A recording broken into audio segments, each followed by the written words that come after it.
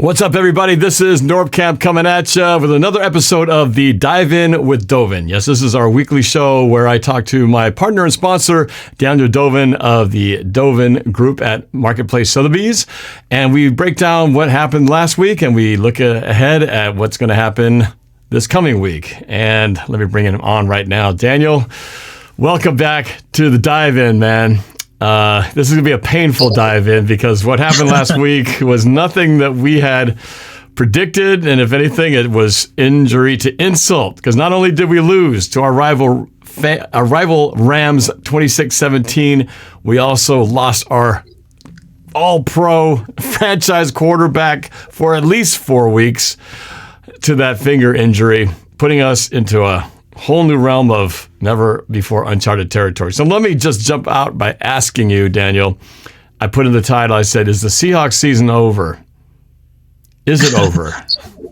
You know, I have to be honest, man. I'm normally a very positive guy. I'm a homer on the Seahawks. However, the odds of us winning the division are extremely low right now. I will say, being 2-3 at this point in the season, yes, we've only played 2 division games, but having dropped 2 at home and with the Cardinals playing how they are, it's really hard for me to imagine that we can make up this sort of deficit over the long haul, especially when it's not just the Cardinals we're dealing with. We're also dealing with the Rams. I think we can handle the Niners again, but I'm not convinced we can do more than split with the other 2 teams. And mathematically, we can't actually do more than split with the Rams because obviously we just lost at home to them. So I will say the season is not over. We do have an opportunity in the wild card, but the odds are not looking good right now. Man, I can't believe we're talking about this 5 games into this season. That's being at 2-3 and already playoff hopes starting to look like they're dwindling. However, mathematically, anything can still happen. Let's jump into why we should have some hope. All right. You said it's kind of already starting to look like the weather outside. It's a little bit nasty. It's starting to rain. It's looking kind of cold and bleak, but there's always hope. What's it going to take for us to turn this around, at least until the point where Russell Wilson can come back to this team in 4 weeks and be going, you know what? We're still got a chance. What is it going to take to get to that point where we still have a chance come Russell Wilson's recovery from injury? Yeah, I think if we're still having the goal of winning the division, we're still trying to win a Super Bowl this year, which I know is Russell Wilson's mentality, and I know is Pete Carroll's mentality. You have to go 3-0. You have to go 3-0 and then get to the bye week with some rest. And the truth is, we do have 3 winnable games. It starts with the Steelers upcoming. They are without Juju Smith-Schuster. But the big thing is we're facing another awesome running back. He's going to be probably top 3 that we're going to face. It's going to be him and King Henry, number 1 and 2 as far as running backs we're going to face in a little beast mode, signed with beast mode marketing, Najee Harris. That dude is a monster. And especially with Juju going down, we have no option but to stop the run. Number 1, we got to stop the run. Number 2, we need to play Ryan Neal. And what I think needs to happen is we need to have Jamal Adams come up and play on the line of scrimmage and in the box because that fits his skill sets. One of the tenets of Pete Carroll's coaching philosophy is to double down on players' strengths, not to focus on their weaknesses. And you know what? The truth is, we've been having Jamal Adams and Jordan Brooks be playing a lot of pass coverage right now, and they need to be focusing on rushing the passer and stopping the run more than anything else. And we got to get Ryan Neal out there to play with Quandre Diggs in the back. Those are my top 2 keys. And number 3, we need our reinforcements on offense that come and actually do something. We need Ethan Posick to actually start at center. Our tight end, Gerald Everett, needs to come back from the COVID list and contribute. And number 3, biggest guy to come back, Chris Carson. Giant deal, tough neck injury. People are giving him a hard time for not being able to stay healthy, but the truth is we are so much better when he's on the field. healthy. So those are my top 3 ways we can be competitive in this week's game. All right, so those are your 3 keys to the Seahawks versus the Steelers this week. I'm going to get to your score prediction in a second, but for me, I've found this week a lot of soul searching, a lot of trying to find where's the silver lining in all of this. And, with Russell Wilson going down, obviously the next man up is the mantra. And who was that next man up? Well, it's Geno Smith. Geno Smith, in the small little sample size we saw against the Rams, he actually did pretty good. He led the Seahawks down the field, 98 yards and a touchdown, had another drive which led to a field goal. Unfortunately, his third attempt turned out to be that interception, which really wasn't his fault. Tyler Lockett fell down after some contact, no call. So, we saw some good, we saw a little bit of bad, but it's going to be different to see him in a full game. So that kind of transitions me to what are our 3 keys. Well, I'm going to start off with Geno Smith. And what does he have to do? Well, not be Russell Wilson. He's just got to be a turnover-free Geno Smith. To me, number 1, he's got to be turnover-free. He doesn't have to try to do too much. He doesn't have to try to throw the ball down the field, 50 yards, but he just needs to run the Shane Waldron offense. And I think that this could be a good thing in the sense that Shane Waldron can maybe have Geno Smith run the offense that he's been wanting him to do, which is kind of the short stuff, not try to do too much, but just be within the system. And maybe this is the change that jumpstarts the emergence of that offense. So I'm thinking that if that's the case, then all Geno's got to do is run that offense and take what the defense gives you, but do not turn the ball over. So that's number 1. Geno's got to not turn the ball over. Number 2, someone else has got to be perfect this week. I think it's got to be the guy who was perfect last year and ain't so perfect this year. That's our kicker, Jason Myers. He was unbelievable last year. Didn't miss a field goal the entire season. He's already missed more than his share of that and extra points. He's got to be perfect. I think in the margin of error that we have none of in a game where points are at a premium, he's going to have to make every single kick. And if every touchdown we get, he's got to get that extra point because this could be determined by 1 point, 2 points, that type of game. I think it's going to be that close the rest of the way. So he's got to be perfect. And then number 3, you kind of talked about it already, but the defense is not doing whatever they've been throwing out there, it hasn't been working. So they got to change it up. And they got to change it up to what has actually been successful.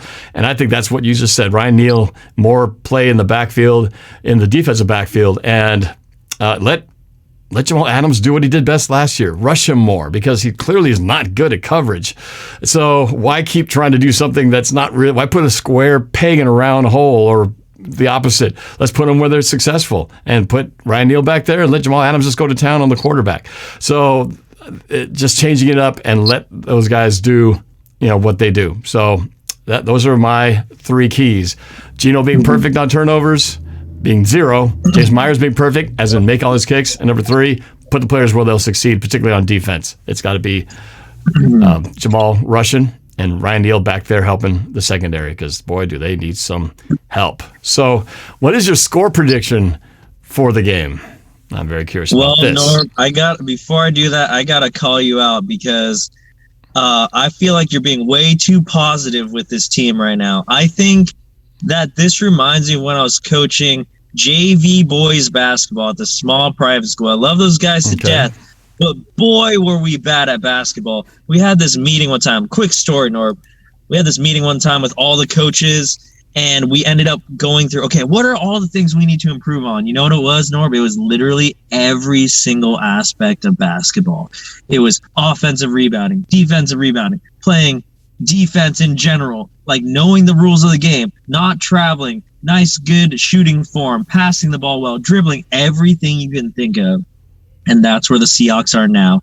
We're having issues on special teams. We're getting kicks blocked. We're not hitting our extra points and field goals. Our offense, DK and Tyler are dropping passes. Gerald Everett, who we paid $7 million a year to this year, hasn't been playing. Ethan Posick hasn't been playing. Our offensive line can block better with Geno because he'll just get the ball out quick because he's tall. I'm calling you out, Russell. You're short. And our defense is on pace to be the worst defense in NFL history.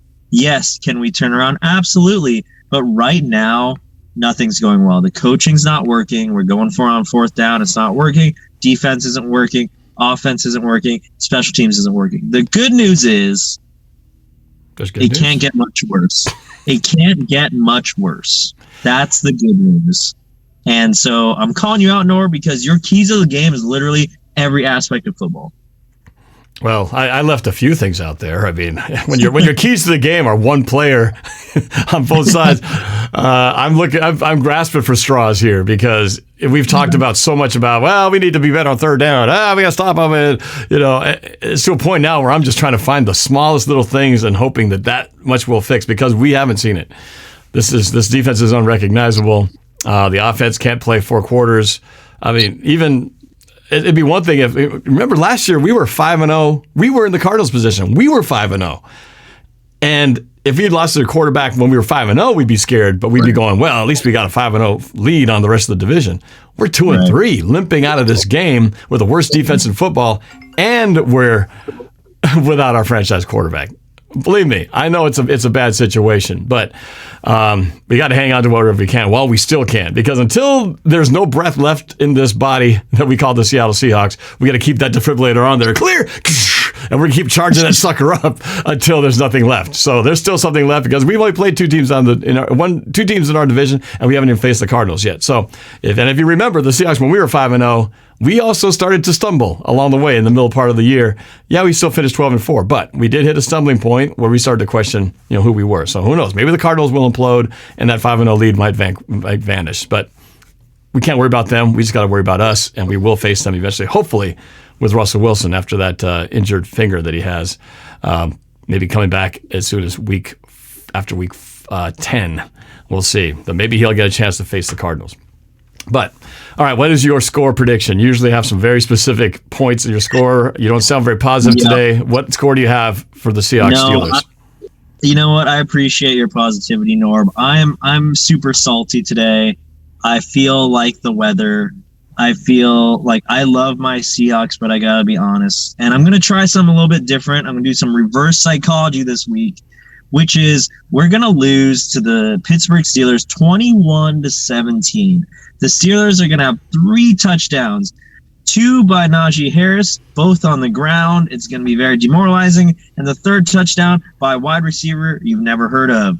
So that's going to be their 21 points. Our 17 is going to be 14 points on touchdowns and 1 Jason Myers field goal. He's going to be 1 of 2. He's going to hit a 44-yarder, and he's going to miss a 36-yarder. It's going to be super ironic and very weird. And on offense, Will Dissly is going to have a touchdown. And your boy Freddie Swain, just really awkward. Geno to Dissly, Geno to Swain, some kind of second team offense, practice squad kind of. I don't know, man. I am trying to reverse psychology this thing because I don't know what else to do. Last couple of weeks I've been predicting Seahawks wins. I can't do it again. I have to change it up. Okay, so 21-17 is what you got. 21-17 Pittsburgh. Well, in my season music prediction video that I put out every year before the season started, I said that we would win this game by the nose of the football, 21-20. And I was thinking about, do I change my prediction after Russell Wilson gets knocked out and have that horrible game, worst defense in the league? But I was thinking, maybe I shouldn't jump on everybody's bailing on the Seahawks bandwagon. And maybe I will stick with my 21-20 score, because I do think that Geno Smith can be the spark that turns this team around. Yeah, he's not going to be Russell Wilson, but he might be the guy who gets the actual Shane Waldron offense rolling the way it's supposed to roll. And maybe they do figure out on defense and do something we're talking about, and suddenly we go, wow, this defense does have some life. They can stop somebody. They did stop the Rams for the first half. So we know that there is something possible there. They just got to do it for 4 freaking quarters. So I'm going to stick with what I said in the beginning of the season, that we will eke this thing out 21-20, which is why Jason Myers has got to be perfect, because if he misses any of those extra points, we're going to either tie or lose that game. So, but I'm going to stick with it. That somehow, some way, we get 3 touchdowns from Geno Smith. Who knows? Maybe one of those touchdowns is a defensive pick 6, and Geno only has to do 2 of them. I don't know. But whatever it is, I'm just throwing living on a prayer that we're going to get 21-20. I'm stick with my prediction. That's my score predictions for Seahawks Steelers. We'll see what happens. If you weren't my sponsor, I know I'd probably even try to maybe wager you on this thing, because this game is too much at stake here. But I will bet you one spam musubi that the Seahawks will lose. The Seahawks will lose this week. That's how much I believe in my reverse psychology. All right. Well, I like spam musubi, so I'm glad we both like it. At least it's something we can both agree on. I'll take you on that. All right. So if you're right, you get the spam musubi. I'll get you one. If it's the other way around, I'll get it, and maybe we have to eat it on camera. I don't know, just to put the icing on the cake. I know this is Norb's channel, but put in the comments who you think is going to be eating spam and who's going to be left hungry. Yeah. Who's going to be eating spam? Who's going to have egg on their face? There you go. Oh, egg on the face. That's an interesting idea. Okay. All right. We'll stick with the spam for this week. All right. So as we do with every Dive In With Dovin episode, I always have you leave a final tip of the week. And so my question for you is, we talked a little bit over past shows, things like trusting your house value on Zillow and different things like that. But let's start from the beginning. Like, if I'm a person who hasn't bought a house before and I'm thinking, doggone it, I've saved up some money. I think I'm ready to buy a house. What's the first thing they should do? Daniel, what would you do? What would you tell them? I would tell them that's great that you're thinking along these lines. It's a fantastic place to be. Think bigger than buying a car or buying some clothes. It's time to think about buying a home. It's very exciting. The first thing I would say, the first step is to go ahead and talk to a great local trusted real estate agent to get the process started. From there, you can go ahead and hook up with a fantastic local lender who can go over your financial options. So what does a lender even look for? Well, the first step is to get what's called a pre-approval. And that's when the lender takes a look at your credit score, number one, and your debt to income ratio, also known as your DTI. So what is debt to income? Well, for example, you take a look at how much money you make per month, and that's the money coming in as income versus the money coming out from debts. So that debt could be a car payment, that debt could be a credit card payment, that debt could be school payments, whatever that is. The lender wants to usually make sure that the amount of money coming in versus coming out, the ratio is a lot higher on the money coming in than coming out, because they want to be able to lend you the money on the home you're going to buy. Once you get that pre-approval going, you'll know what your budget is and what you can actually look forward to buying. So that's step number one. Hook up with a great local real estate agent, a great lender, and get yourself pre-approved. All right, there you go. So for you kids, I know there's a lot of you guys who are on the younger side of the audience, but it's never too late to be thinking about it. And yeah, you may not be buying one right now, but you might be in a few years. It's always good to know what to look forward to down the line. You might be in high school and maybe you got college ahead, but maybe after college, who knows? You might be ready to start making that move. Or you might know somebody who is looking right now. You can always send them over to Daniel because he'll take care of you, and then talk Seahawks at the same time, which is a good combination. All right. Well, Daniel, thanks so much, man. I hope you're wrong about this weekend big time. I don't want this season to be over before the halfway point.